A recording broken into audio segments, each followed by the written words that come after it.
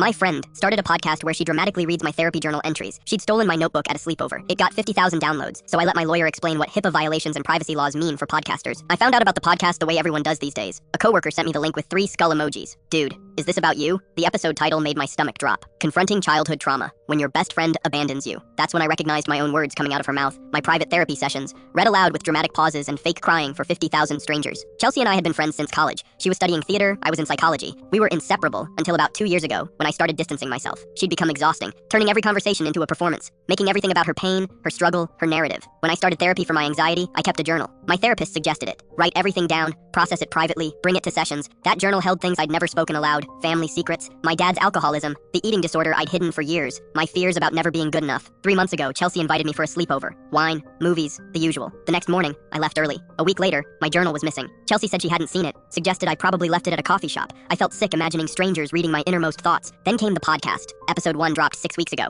Real Stories, Real Healing, hosted by Chelsea. The first episode was her reading my entry about my dad's drinking. Word for word, she changed my name to Sage, but kept every detail identical. My dad's brand of whiskey. The night he missed my graduation, she added commentary between entries. This is the kind of pain society tells us to hide. But Sage's story, which she's graciously allowed me to share, shows the power of vulnerability. I'd never given permission. By episode 5, she had 50,000 downloads. Comments poured in. Chelsea, you're so brave for sharing your friend's story. This is healing content. Sponsors reached out. A meditation app. A wellness retreat. She was making money off my trauma, and everyone thought she had consent. I called her shaking. Chelsea, that's my journal. You stole my private therapy notes. She laughed, actually laughed. I'm helping you. Your story is inspiring people. You should be thanking me. Besides, I changed your name. No one knows it's you. When I threatened legal action, she got cold. Sue me then. You'll look like the villain trying to silence important mental health conversations. Good luck with that. I contacted a lawyer the next day. She listened to 2 episodes and her face went hard. This is invasion of privacy, theft of intellectual property, fraud for claiming permission, and violations around therapeutic confidentiality. We sent a cease and desist. Chelsea posted it on Instagram. My former friend is trying to silence trauma survivors. Her followers attacked me with death threats in the comments, so we sued. Discovery was beautiful.